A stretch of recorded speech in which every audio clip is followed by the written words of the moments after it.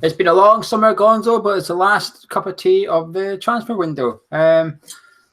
Perez, Sanchez, still a little bit of activity for us left to do in the next 20 and a half hours left of the window to go.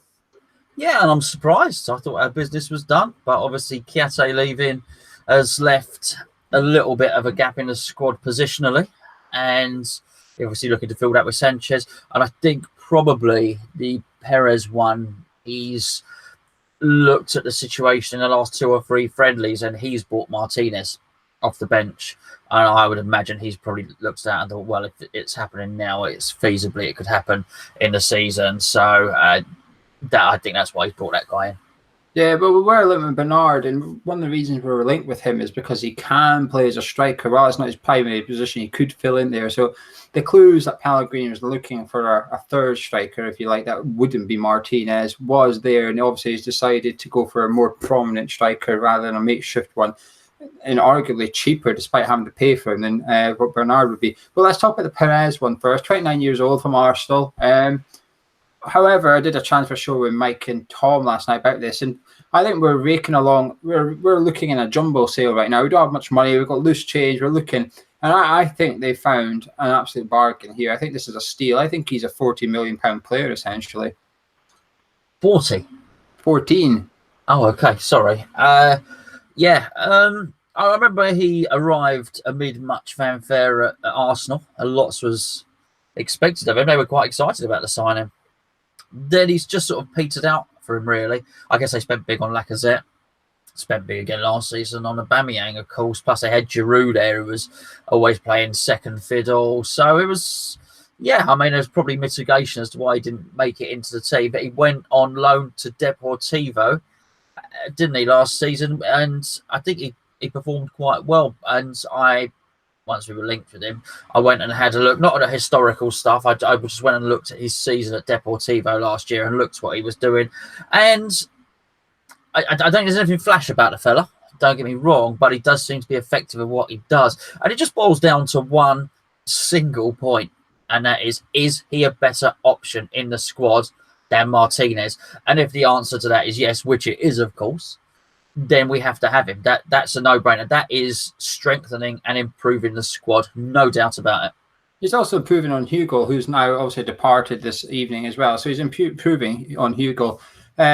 While you were looking at last season, in La Liga last season, he created the second most chances in the league, only behind Messi. So while he's a striker, he can create, and that's what intrigues me the most. We brought someone in that can play up front, can probably play behind someone, who can play on the wings as well. He's versatile, and that's, if you want someone on the bench, you couldn't wish for someone better than that. You don't want someone that can only play one position. You want someone who can cover forward, etc. That's what he offers us. For $4 million, I think we've got an absolute bargain here. And it's a bit strange because of all the transfers we've done, you can look at it and say, well, Fredericks and Wiltshire were free, so it was easy enough to get them done. You know, when you're going to spend $40 million on a player, it's reasonably easy to get that done if you're willing to spend $40 million.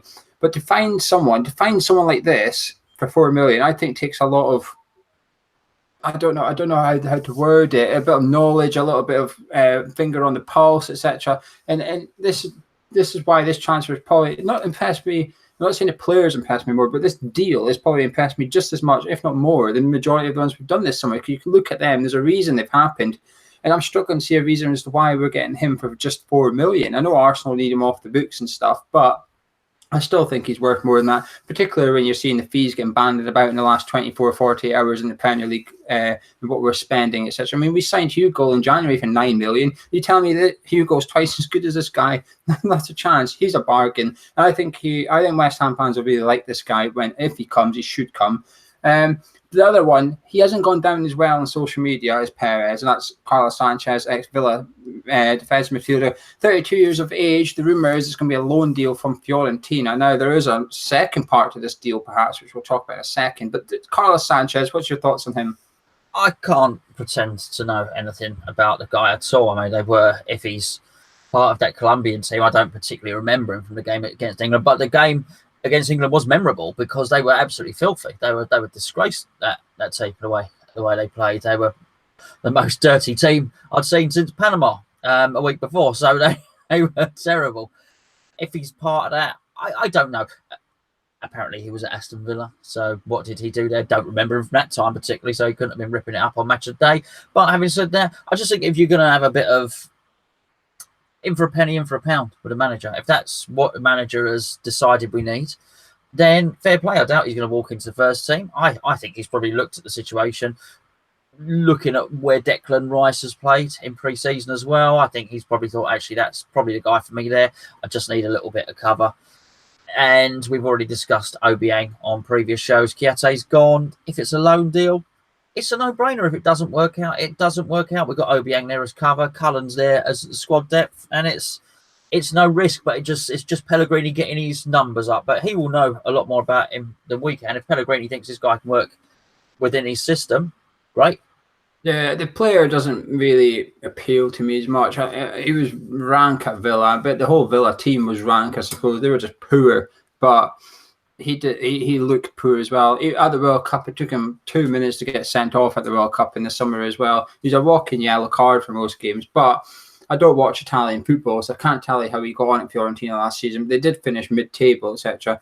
He's nearly got 100 caps for Colombia, and they're not a poor nation. They're not rubbish. So, but he is 32, so you do question, like, well, he might have been good 5-10 years ago for Colombia. Is he still any good? We don't know. But, so while the player doesn't impress me, you do need context, and there's a lot of context to be applied here. You've just rattled through the majority of it. One, Declan Rice looks like he's earmarked as the first choice defensive midfielder. You could argue Obiang is the second choice. So while we're talking about Perez being third choice striker, this guy's going to be the third choice defensive midfielder. He's probably not going to make 10 starts over the season. Touch wood, he doesn't need to make more than 10 starts and stuff. But also, that's what he is. He's just a squad player, and it's difficult for.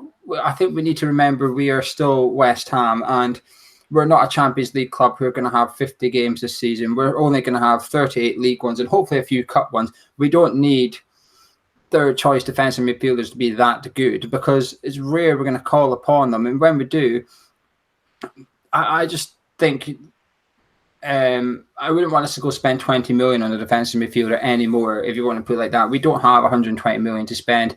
So Pellegrini's picked him, and we have to trust that he has, etc. I don't think he's got a lot to choose from, though. I don't think he's got loads of options. I think he's maybe been restricted to very, very few to choose from, and this is his choice.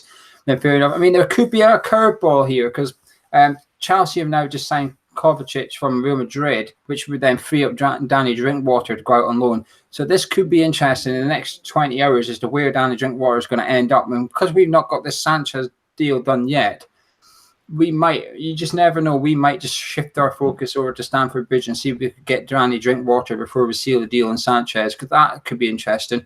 But one player maybe going to Fiorentina and Milson Fernandez. The deal is supposed to be a loan deal for $500,000 fee with an $8 million fee agreed if Fiorentina wish to purchase him in a year's time. What do you make of that one? Good business. Would buy him for $5 million. So he's not really played first team football for any. He didn't even go to the World Cup, did he, with Switzerland? So somehow, without him playing and with him getting dropped from the national team, his value seems to have increased. So if he's not going to feature in Pellegrini's team, clearly, otherwise he wouldn't be selling him. We can't have it both ways. We either trust Pellegrini or we don't. Pellegrini's clearly looked at him, thought this is not a player for me. So yeah, great. You know, if they can make a profit on him. I know yourself, you had high hopes for him and wanted a bit more, but yeah, I don't mind at all. I still do have high hopes for him. I'll be disappointed. I would have liked to see him in and around the first team, actually. I would even loan him out, to be honest. We never mind an $8 million fee. I think $8 million is quite low for him, because if he goes out there and has a blinding season, I think he's worth double that already. I think $8 million is really low, but I still wouldn't loan him out, because do you know how we talked about Obiang replaces Rice and then Sanchez replaces Obiang? Who replaces Jack Wilshere in that midfield? Let's just say that's the midfield three. Wilshere, Noble and Rice. If Wilshere's injured, which, let's face it, probability suggests is going to happen, who then comes in for Wilshere?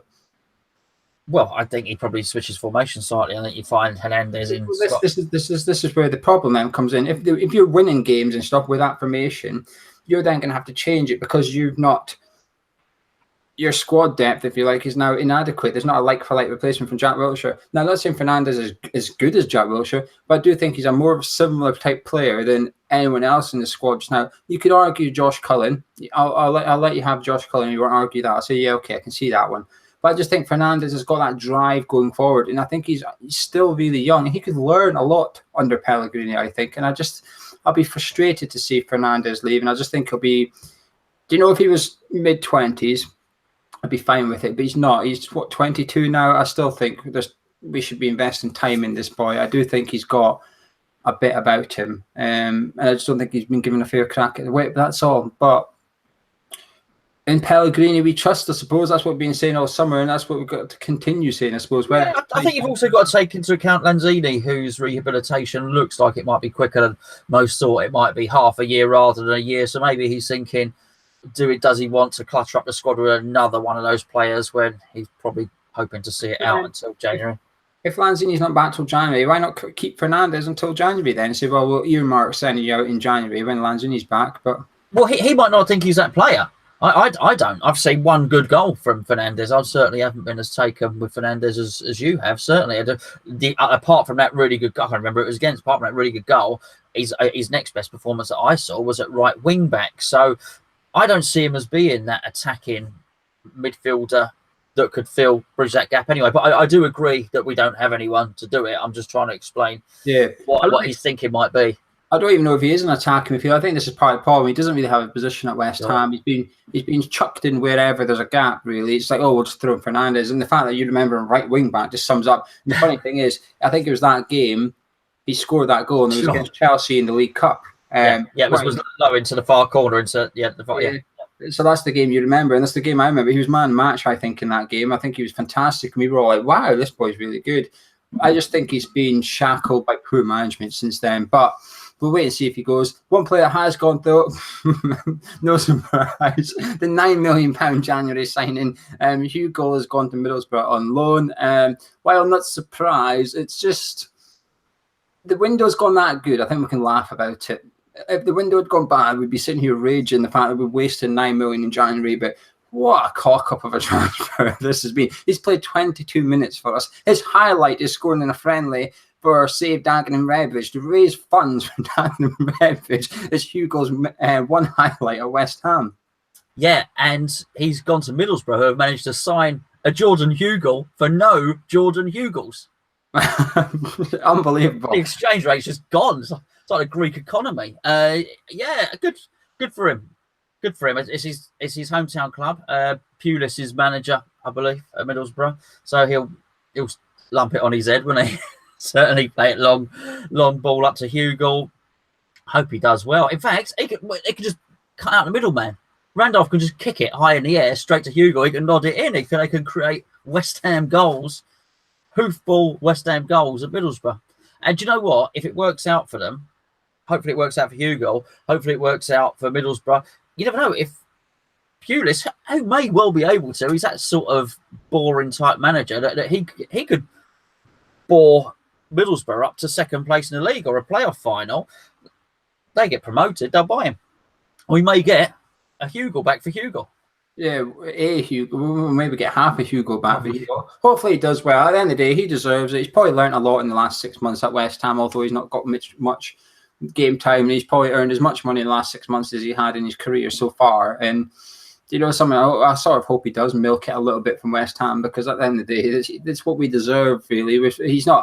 He was brought in, and I still remember games last year. I remember doing reviews with you. We were 2-3-0 down, and Moyes was bringing on defenders and stuff. He brought on like Patrice Evra. You're like, why not just bring on Hugill and just see what he's got? Give the boy a chance. He's still never got a chance. In no situation.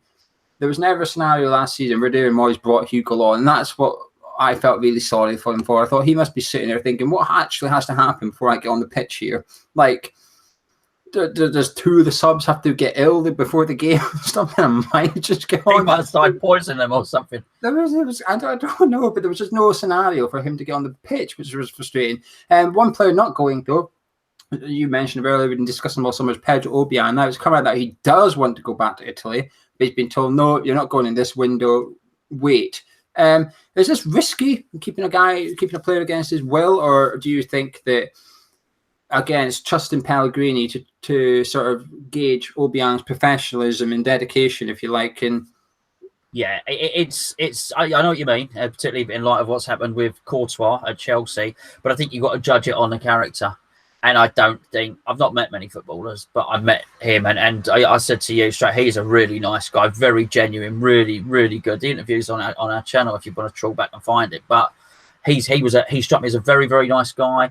Young family, so I understand it. But I guess a lot of footballers have got young families. They're that sort of age, aren't they? So I understand, but I just can't see him being the sort to kick up a fuss. And hopefully we will do the honourable thing, in as much as if we've said, look, we need you to stick around, but then we'll let you go. Hopefully we'll do that. And hopefully we'll do it in a similar way that we've done with Fernandes, and give him a deal that doesn't make it prohibitive for the buying club to get him, be it on loan or with a decent fee. We make a small profit. He goes, and I just don't think he's not that guy. He's not Shaqiri. He's not Courtois. He's not going to kick up a fuss. I think he'll knuckle down. He'll turn up for training on time. He'll be ready on the bench. He'll try his hardest, and then when he's done his year, he'll go off and move back to Spain with his family. So hopefully it's fine for everyone.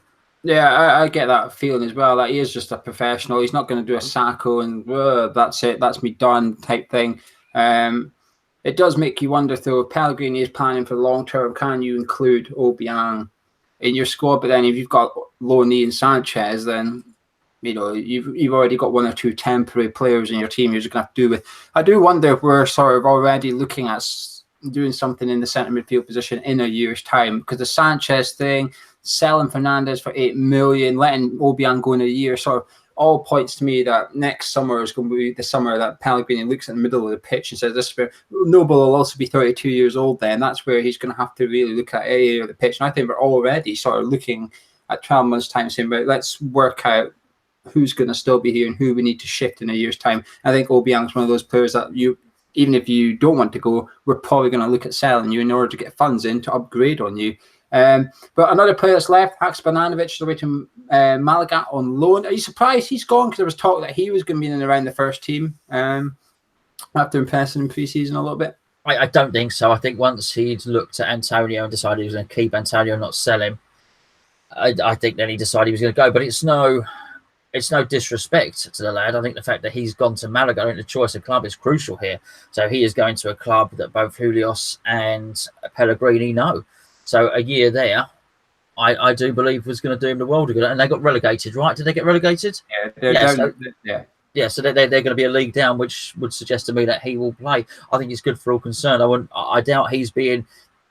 That's not the same as the Fernandes and the Hugill loan, whereas they are on their way out to try and impress the potential buyer. I think he is there to play first team football for a season, so as he comes back an improved player. Yeah, I think it's also Snodgrass staying as well. I think has sort of pushed him out the door a little bit. I think if we sold Antonio Snodgrass, he would still be here. But with both of them here, Anderson, Yarmolenko, Lanzini is due to come back. If we do get Perez, he can also fill out on the wider position if need be. So I think we're more than covered. I think that's part of the reason for it. It's a good move. It's a clever move, I think. I think it's a safe move as well. I don't think there's any risks. I think all the loans are quite safe. I think Hugill going to Boro is reasonably safe, particularly when they're selling. They've just sold Traore to Wolves as well. So I think it's good business for us. Hopefully it does well. A bit like Browne at Oxford. Hopefully they both do well and they both come back and they're ready to challenge for that first team next year. But anyway, that's it from all the incomings and outgoings. Take it you're happy with the transfer window overall? Yeah, I thought Oxford. I think Oxford might be going out tomorrow. That's what I thought. Well, the Germany window is open for a bit longer, you see, so they don't need to sign him tomorrow. Right, okay, yeah, but he's going out. He won't be playing the season with us. Yeah, I'm disappointed by that. I think it's the wrong decision. Can't all work out. He's been a biggest victim of Declan Rice, really, and what Declan Rice has done. I think there. So I mean, as I said the other day, Declan Rice has done what Reece Oxford was supposed to do.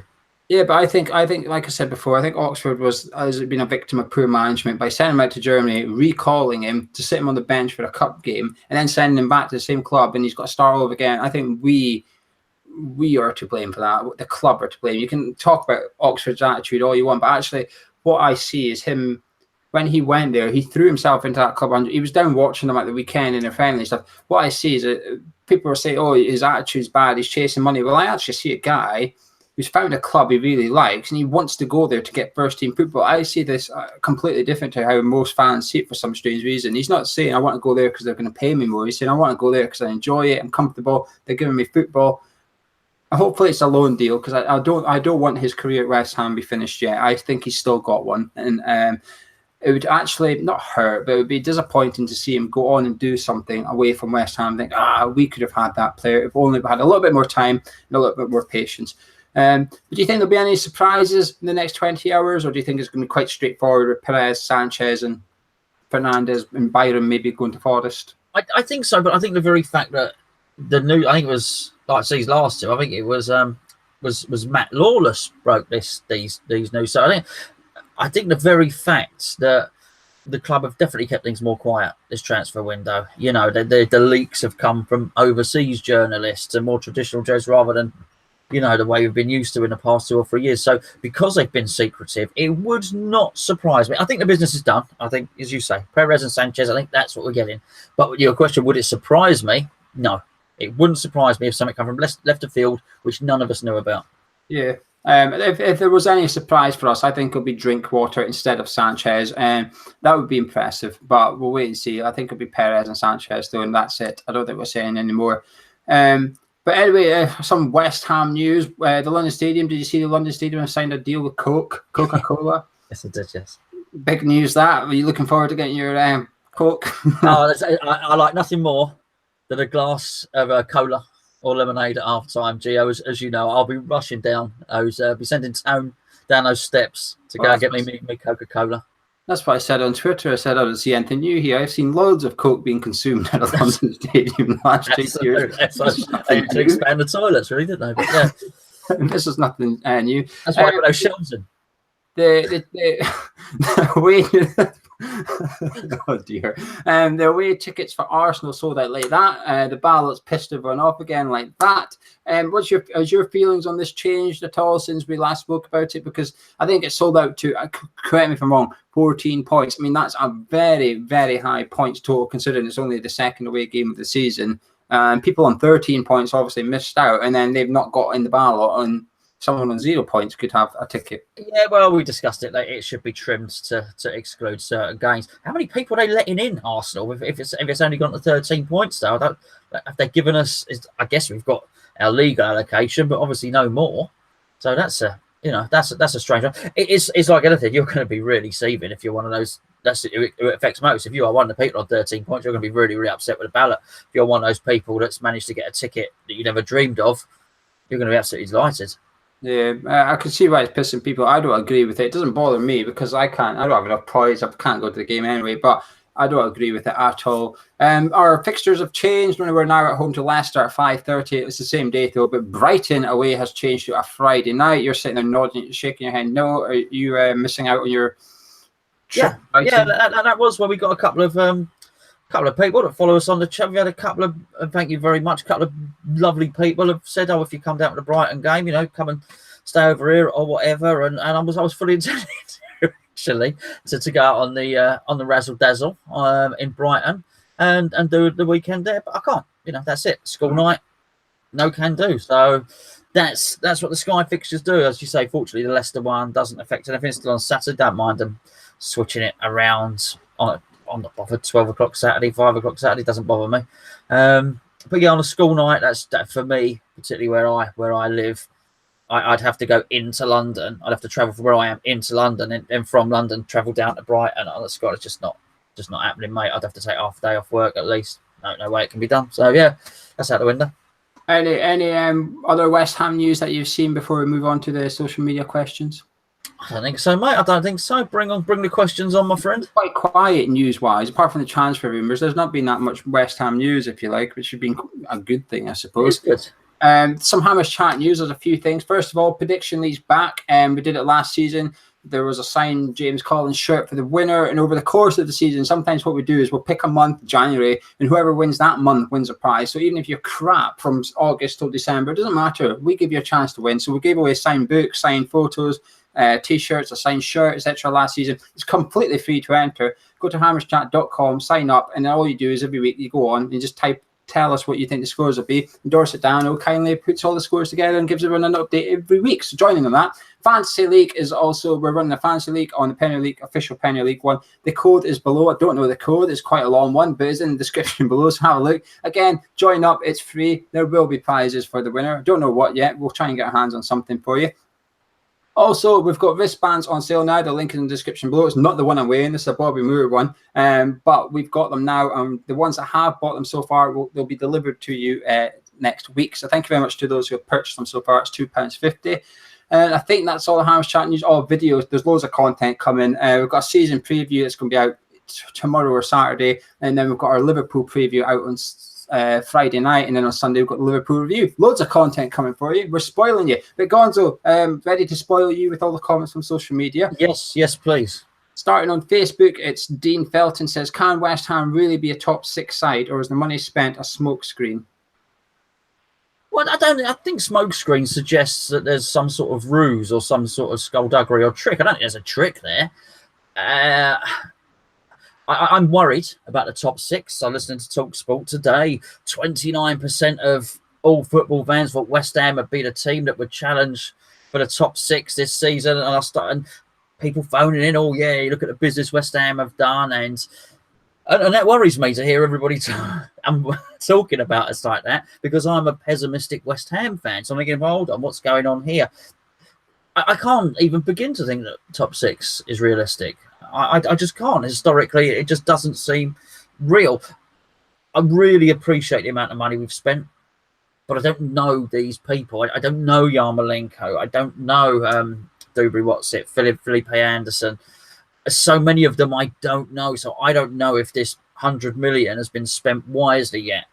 As I've maintained, I suspect the free signings, Fredericks and Wilshere, are going to provide real value. I know about them. They'll hit the ground running. So a lot of it depends on how this 100 million has been spent. So yes, in Pellegrini we trust, but the jury's still out, and I would still bite your hand off for 11th place now anyway. Yeah, I agree. Top 6 is too far. I think we need to maintain our expectations as fans and just not get carried away. Let's just see what happens. Let's just enjoy this season. Hopefully we see good football. That's what I think it should come first, the football, then we'll see what follows. Hopefully a cup run, hopefully a decent league position. But top 6, I don't want to say it's impossible, but all you have to do is look at Wolves. Wolves are spending tens of millions in the last 24 hours. We're not the only club having a good transfer window, okay? We are having a brilliant transfer window, but I tell you what, Brighton are having a good transfer window. Just because they're not on Sky Sports News like everyone else doesn't mean they're not having a good one. Go have a look at the players Brighton have signed. Have a look at their transfer business from 12 months ago and how those players they signed did. Pascal Gross being the main one. They're doing signings like that. I'll tell you something, Brighton, I wouldn't be surprised if we're knocking on the top 10 this season, actually. They're very much going under the radar. But Fulham are also impressing. 2 clubs that have come up are impressing in the transfer window. That's how competitive this is. Bournemouth have just spent £25 million on a player today. So while we spent 40 on a player, other clubs are now starting to splash their cash. It's not just us having a good window. And I think we just need to be aware that top 10 is still a successful season for West Ham, despite the transfer window. And Mark Arson, we'll just call him Mark. Says, yes, it's better than that attempt you just made, certainly. We'll just call him Mark. Do you think we will struggle a bit for the first half of the season as a team molds and new signings find their feet in the Premier League? Big time. I see there may be trouble ahead as the song goes, and we just got to take that all with a pinch of salt and not overreact. And you won't see me overreacting on here either. I hope. I think it's a really tough start to the season. I think the players have got to bed in. I think so many of them have got to adjust to the Premier League. I think Anderson's going to take a long time to adjust. I don't think you're getting. You're not going to have a Dimitri Payet situation. If it does, I mean, jump on and say, "Ha, Gonzo, you got that one wrong," and I'll be delighted to be wrong. I hope he's PFA player of the year. But these players are going to take a little while to adjust, and we're playing big teams to start with. And you've seen any of these teams like City and Liverpool in pre-season, it's going to be awkward. But you have to play everyone twice. So I do think as the season goes on, we'll start to claw things back a little bit, certainly. I'm a bit so. Pellegrini's had a long summer with these players now. They've been here quite a while. So while Wolves and that are buying players today, they've got their first game of the weekend. Those new signings probably aren't going to be used. Pellegrini's in a different scenario. His players are good to go. But if you watch his channel for a while, I usually take quite a while before I criticise a new signing. Even Zaza, I still defended him until the day left, because I say if they're coming from abroad, you've got to give them a season. You've got to write off their first season almost and say if they're good, fantastic. If they're not good, it doesn't mean they're a bad player. They just need time. We need to be patient with them. I think that's important. We've got a lot of reasons to stumble in the first half of the season. New manager, new coaches, new playing style, new players. We're changing everything. This club's gone through a massive change. We're not just changing a few players, we're changing everything from top to bottom.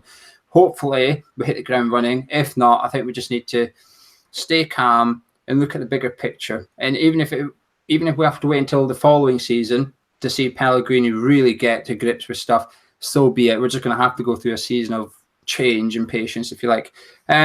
Lewis, I can't pronounce this guy's second name either. I'm just going to... Lewis it is. Lewis will do. Lewis is good. Event Trots, I think his name is. He says, I know you wanted Chiati out, Geo, but wouldn't you rather him than Sanchez?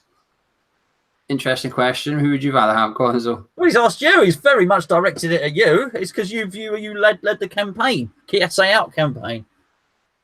Yeah, but this is like a reasonably trick question, isn't it? Because you've got to dance around it. You've got to dance. I don't really want either of them. I'm still glad Chiati's left. Okay, I'm still delighted Chiati's left. I'm not going to regret it, even if he turns in man of match performances for Palace in the first few weeks. I'm still going to say it was the right decision to sell him. He won't cope here. But Sanchez is just it's a short-term thing. Chiati wasn't a short-term thing. Chiati was a permanent fixture in our first team. He was the reason he was responsible for a lot of goals, and if he wasn't fully responsible, you could look at the goals we conceded and watch him do next bugger all to try and get back and help the team out. So anything should be an improvement on Chiati. If you said to me Chiati or gamble on Sanchez, I'll take the gamble, because I don't think he can be worse than Chiati, in all honesty. I really don't. Yourself? I just don't think there was any way that Chiati was going to be able to play in what Pellegrini wants to do, which is pass and move. I don't know about Sanchez, but I just would imagine if Pellegrini wants him, he can probably play pass and move a little bit better. That would be my opinion on it. Right, moving over to Twitter now. Jack Johnson 20 says, did you receive your season ticket, or the letter me and you got? If so, what do you make of receiving just a letter? I've seen Fulham and Cities, and it makes ours look like a joke. Have you seen some of the things other people get from other clubs? They get like a scarf, etc., and we get a letter going, use last season's card. Yeah, I opened it because I've seen other people complain about it. So mine's still sitting in the envelope because I know what it says. I'm not even bothered to open it. Yeah. It's quite funny the way it's phrased, because at the bottom it says, so it's got everything. It's got bullet points, and it says, so this season it's a letter from Pellegrini basically. And at the bottom, underlined, it says season ticket, and you can see it's almost been prepared for a season ticket to be attached. And just typed underneath, it says, please use last year's season ticket. I don't mind. I'm an environmentalist. Why produce a whole load of new season tickets, pieces of plastic, which are which we don't need if we've all got them. So I've got no problem with that. However, I would have quite liked a pin badge or a scarf if it was going for free, a t-shirt. Something would have been nice, but I get the reason you don't print a whole load of new season tickets and cast them out of plastic. No point. Yeah, it doesn't bother me too much, to be honest with you. When I buy a season ticket, I buy a season ticket for 19 games of Premier League football, not for 19 games of Premier League football plus a scarf. That's never part of the thing. And that stuff that the other clubs send out, it's not free. It's included in the season ticket price, even if it's just an extra tenner they've added on. They're paying for it, really. Yeah. So I'm not that fussed about it. I'm that little fussed. I'm not even meant the bloody letter that you've been sent reading. Well, it's from Pellegrini directly to you. You should read it. Yeah, I bet it bloody is. I'm glad I don't want to. It will say, dear Geo. It will say, dear Geo at the top. Lots of love and kisses from Manuel at the bottom. It's lovely. Interesting. I'll send him one back. Michael J. Faro says, do you guys have any tips and strategies on how to cope with feelings of creeping dread and impending doom? He's talking about his personal life, or is he talking about the season. I don't know. He didn't specify if he's talking about the. Listen, if it's just football and you're worried creeping pessimism and impending doom, if those are his words, that's just being a West Ham fan. That's perfectly normal. If it's your personal life, then you got to start drinking. Really, sort of just drink it away. Just completely forget. Just forget about it. Drink, respond. What's it? Gamble, respond. Drink and gamble. You should probably just start drinking and gambling, and then you won't even remember anything about it. Yeah, and that is the advice of just Gonzo, not her Hammers chat, by the way. So if you do end up drinking and gambling, please sue Gonzo. Yeah, I'll say it was. I should say it was a joke. We're getting to all this allegedly business now as well. But yeah, that's No, I was joking. Prozac will be fine. To be fair, I had a feeling of this sort of impending doom every time I went to the ground last season, to be honest with you, especially when David Moyes was manager. I certainly didn't go anything otherwise. I've got plenty of experience, and unfortunately, I started drinking before games, and that helped. I carried on. So Gonzo's thing does actually have a little bit of something to it, but we'd get thrashed and we were laughing, yeah. At the end. Yeah, I actually enjoyed the third goal Burnley stuck in past us. It was almost enjoyable. I was that bad. Remember when we were talking about the Coke being consumed? That helped as well. Oh, yeah, wonderful. Don't go to the Coke counter next season and ask for that. Though that is absolutely. That's why everyone's worn out their little season ticket cards with that, haven't they? They should be supplying new ones. That's why I want new ones, please. Rob Herditch says, if this squad stays fit and does as well as I think we can push for Europa League places this season. What do you think? And is that too much to expect? It's a similar question what you had, but a little bit different. Yeah, it's too much to expect, but it's not too much to hope for. We should all hope for that. I don't. I can't see it unless it's through the cup. I just can't. They're so good, these other teams. And you made a great point. A lot of other teams have done well as well. It's enough for us not to flirt.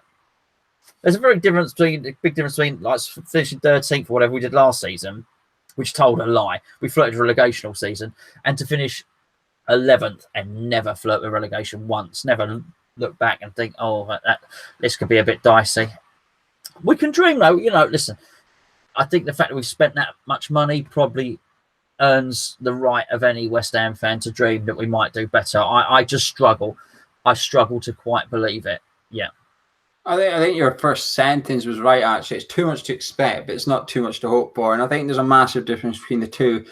And I just hope everybody's going for the latter. And you're hoping for a little bit of this and a little bit of that. But expecting, I think we need to keep our expectations low. Because Billy Connolly says, if you expect nothing, you can't be disappointed. And that's what he said. So I've always, especially when it comes to West Ham, you remember that in your head. You just can't be disappointed then, can you?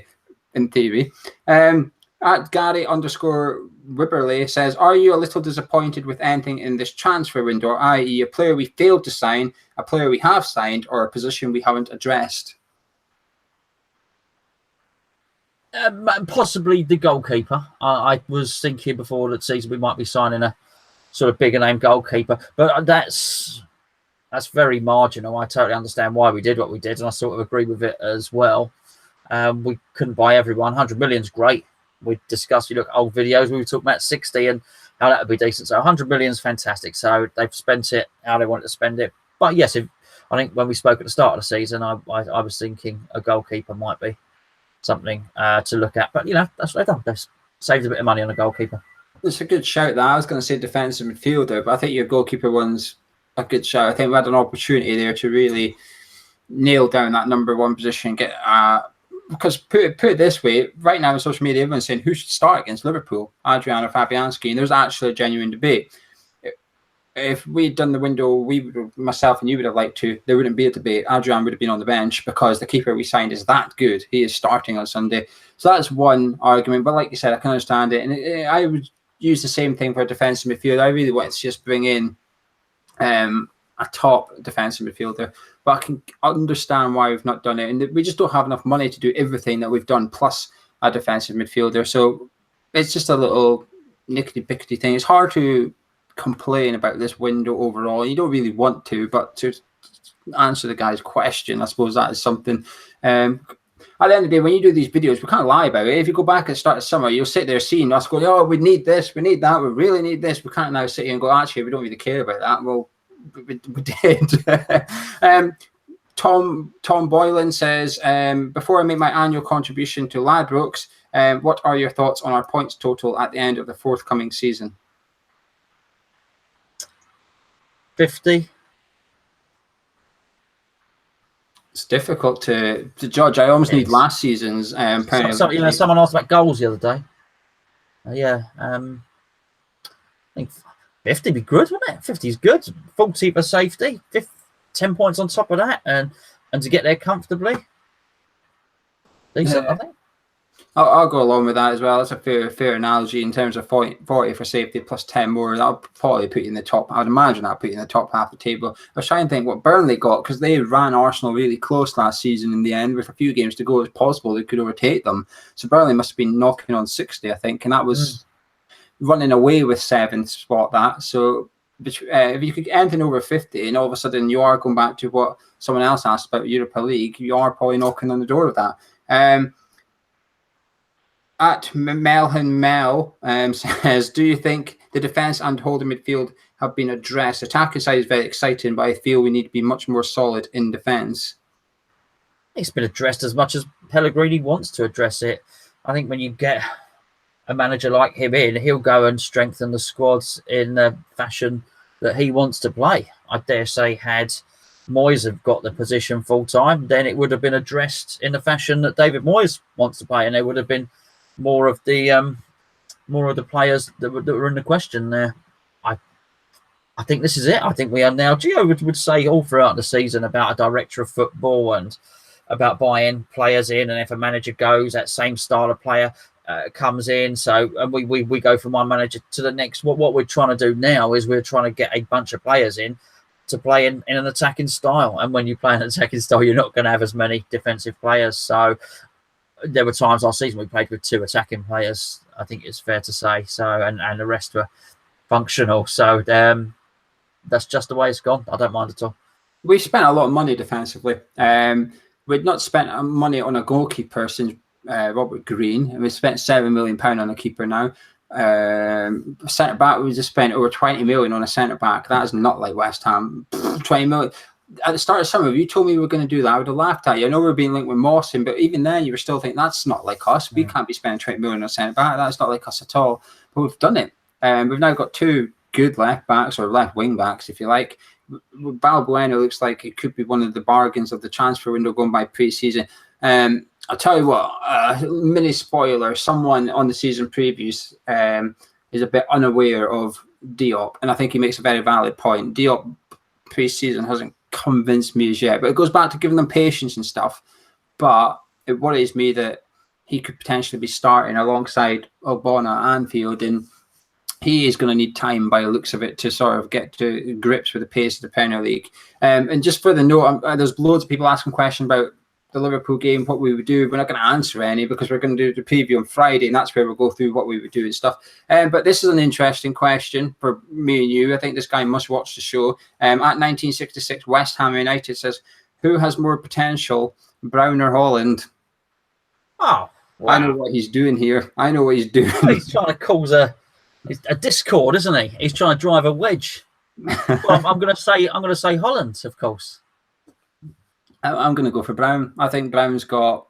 They're different players, though. They're not in the same position, but I do think Browne's got that a little bit of magic about him. I think there's something about he's got that quick feet, and I think he's 1 second ahead of other players his age, if you like. Yeah, well, I think Holland has got a little bit more magic, a little bit more quick feet. I think he's 1 second quicker than you just said Marcus Browne was.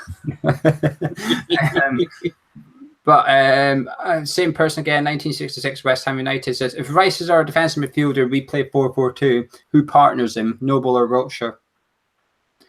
He's definitely up to something. He's a stirrer, this one. He knows what our answers are going to be, and he's thinking they're going to be different. So let's chuck this stuff in. What do I think Pellegrini would do? I got a feeling. Oh, no. He's saying, what would you do? What would I do? Well, I don't. Okay, I'll tell you all of them. I think Pellegrini, if he plays 4-4-2, don't play Rice. I think Pellegrini plays Noble and Wilshere. I think you've shown that in pre-season. What would I do? So let's go with the trick. Let's go with a trick and say, okay, I have to play Rice. Who would I play alongside Declan Rice? I think I'd play Jack Wilshere. It sort of depends on your opponents, doesn't it? If you're at home to a lower league, or someone lesser than, you'd probably play Wilshere. Away from home, you'd probably play Noble. But in general, I would go Mark Noble. I think him and Rice have got a really good partnership. What's his next question? What's best, Scottish or English? Don't start. Don't bring that into it. Come on. Just say that would be his next question because he's been stirring it up. Depends what part of English and Scottish. If he means the national team, then obviously there's no debate. But if he means the actual country, then there's a debate. Let's go. Oliver State Play says, who do you reckon will be our best summer signing and why? Let's include Perez and Sanchez in this, so you've got 10 to choose from. The 10th person, before anyone asks, is Xande Silva, although we're not going to see him. We have signed him. I'm going to go with Fredericks, because I think we've really lacked pace in that area. And I think he, as much as anyone else, may well help facilitate in a change of the way we play. I think that turning defence to attack really quickly is going to allow us to mirror what happens on the left, on the right, and even more so. I just think he's going to be lightning quick. And I think he's going to be so good. I think he's going to force opposition wingers back defending as well. So, I will go with him.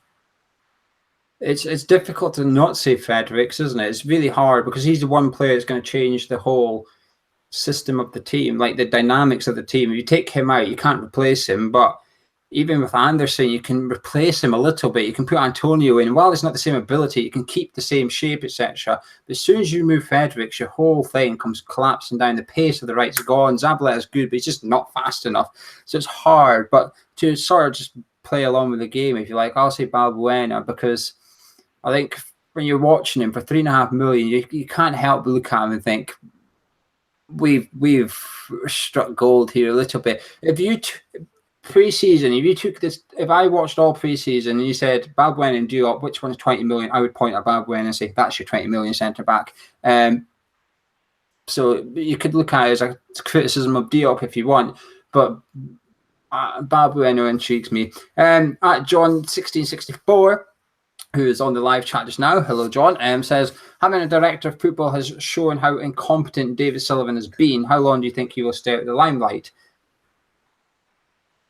I think he's been very good. He's been very good at staying out of the limelight. I do think, let's say this stuff happened that some people we've been talking about. Let's say we beat Liverpool, and let's say after the first, we got a tough run of fixtures, but let's say after the first 8 games, we are up there. We are in 5th position. And then we have got an easier run of games. And the first one of those easy games, we win as well. I just don't think he would. I think he's doing an interview at that point, just explaining why he did what he did in the summer and stuff like that. He'd be proud as punch, and he'd want to talk about it. It must be killing him to keep quiet and to hand control over and stuff like that. Particularly, he's not a young man. He's 67 years of age. He's been used to doing things his way for a long, long time. To hand over control, to keep quiet, not 2 things that he's naturally done. He must. I bet if we do well, he'll want to do an interview. Yeah, I can only echo what Gonzo said. I think he's going to do exactly that. It's almost. I wouldn't be spying me. You're sitting here in 2 months talking about David Sullivan opening his mouth up about how good we've been playing. At Hammers Fan Insurance Number on Twitter says, as happy as I am with the transfer window, do you think the fact that we have spent so well means we won't spend again for a while? And do you think that our spending has set expectations too high for future windows? Good questions. First question, yeah, I think not for ages and ages, but I don't think there's any big business happening in January. I'm pretty sure, though, if Pellegrini's got 3 years, then I would be very surprised if a manager of his experience hadn't discussed funds in future transfer windows. But I'm sure he spent his season's budget or year's budget now. Expectations for how much is to be spent in future transfer windows, maybe it has, but you'd hope that because they've been shrewd and Valbuena, as Geo mentioned, and Fredericks and Wilshere have been quite canny signings for not much money. You don't always have to spend lots of money, but also a lot of the work has been done now. So maybe that actually that next transfer window that comes around, we actually only have to do the goalkeeper and a defensive midfielder. So maybe we don't. If you're clever, you don't need to do 100 million every time. Yeah, I think that the thing is, though, I think what we have to remember is we've underspent the last 4 windows. So what this is just an accumulation. I think most fans realise that, and I think that's why some fans have been restrained in giving them total praise for the transfer window, because they're thinking, well, hang on a minute, the window's good, but we know why it's good, because you mucked us off the last few years. Let's see if you can maintain this going further forward, or is it going to be a one-off because of the underspending? So I can kind of get it. Doesn't mean we won't spend for a while. Well, this is going to be the test, actually. Someone's just said this in the live chat just now. Forever Blown Bubbles says, do you think we could buy big in January if we're going really well? And this is where the test comes, because if we are going really well in January comes around, what do we do? Do we really back Pellegrini and say, go make this a memorable season? Or do we say, sorry, mate, your money's gone? And Pellegrini say, oh, but, a defensive midfielder would mean that I can take this, I can maintain this, I can break into the top 6. And that's where the test for David Sullivan will come. And that's where David Sullivan's arse really will be clenching, because what does he do? We had this scenario, I want to say 4 years. I could be wrong with my years here. 4 years ago with Sam Allardyce, we were 4th at Christmas. And we had that chance. Not saying we would have managed it, but that's when we probably should have got the checkbook out and said, right, let's get you a couple of big meaty signings in here and build. And we didn't. We didn't back him whatsoever. Him and Sullivan clashed heads, and it was a downward spiral. We didn't win it. We won 1 game in 13 or something at the end of the season. And now, while I don't think that'll happen, Pellegrini, it will be a test for Sullivan in January if we are actually doing something good. Because is there money?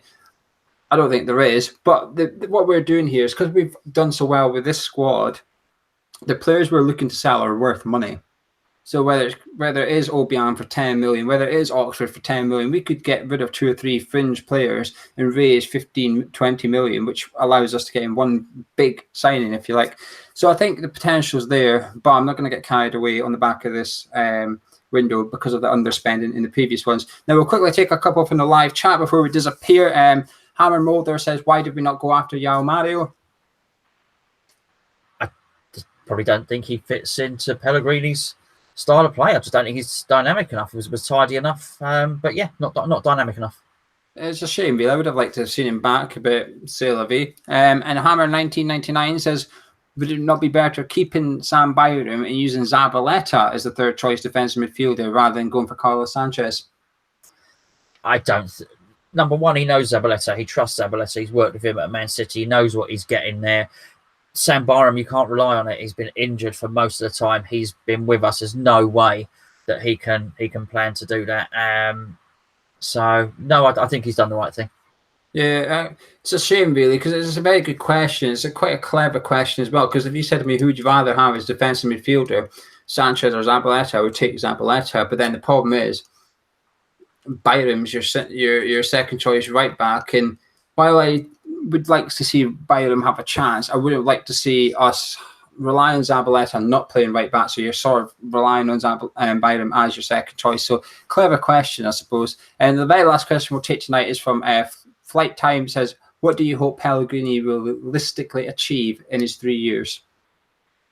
A cup. If he wins a cup, that man goes down as a hero, a proper hero. And I would suggest it would eclipse anything that he did at Man City, bearing in mind all the money that Dave had and how the club had already been established by Sheikh Mansour and how Mancini had won their first league title.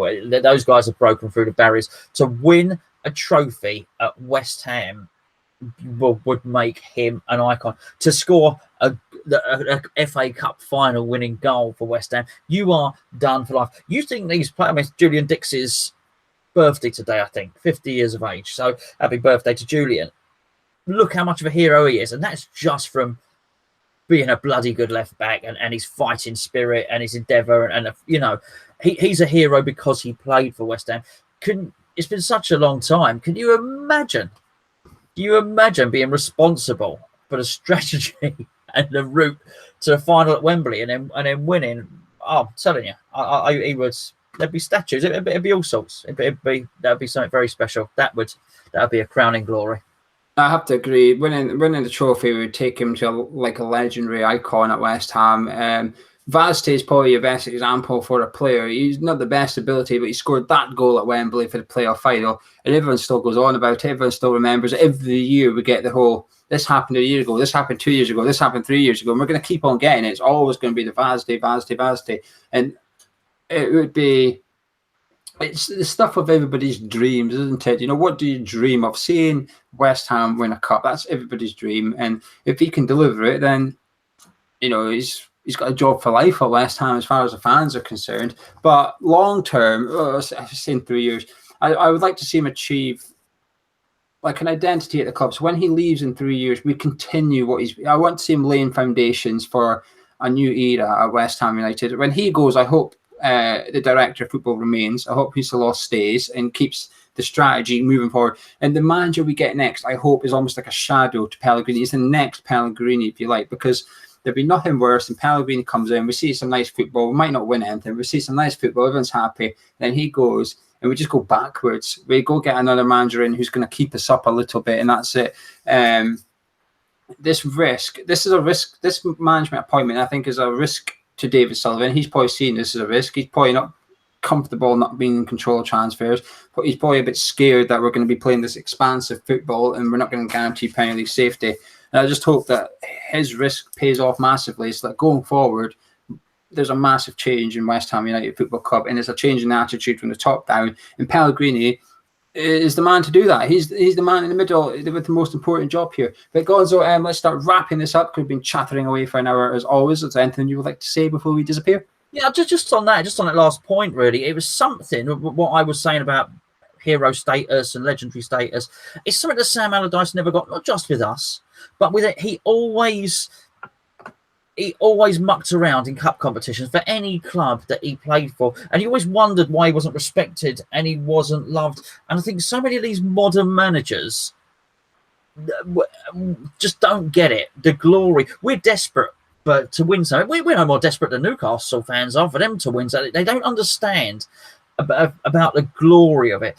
And I dare say Sam Allardyce probably thinks he's a far better manager than Steve McClaren. He probably is technically, tactically, a far better manager than Steve McClaren. But Steve McClaren will retire having won the league in Holland and having won the League Cup with Middlesbrough. It's like Martinez. Allardyce is so pleased that he doesn't have a relegation on his CV. But whose CV, when they've finished managing, looks better? Allardyce is who's just constantly, mid-table and just never been relegated, or Roberto Martinez, who might have been relegated, but he's won the cup. And it's just something a lot of these managers just don't get, that whole glory thing. They're just so obsessed with how high you rank in the Premier League. It's obsessed with their bank balance, unfortunately. They're driven by money. They complain about players being driven by money, but that's also what the managers are driven by now. Stay in the Premier League. I'll get my big fat £1 million bonus at the end of the season. And if I don't, I'll get my £4.5 million payoff sorted. Win-win. But that's all for us tonight. Thank you very much for joining us once more. Go get your wristband. Links in the description below. And join us on Fantasy League. And come over to the forum and join in Prediction League. It's all free. Well, the wristbands aren't. They're only £2.50 though. But Gonzo, thank you once again. Thank you very much. And if you made it to the end, congratulations. Drop a like on the video. If you enjoyed it, drop a like on the video. Even if you haven't enjoyed it, just to help us out. Subscribe if you're new around here. And if you're listening on iTunes, make sure you subscribe to the feed and drop a review on our iTunes channel as well. But Gonzo, I shall see you very, very soon. We certainly will. And we will see you very soon as well. Thank you, and catch you in a bit.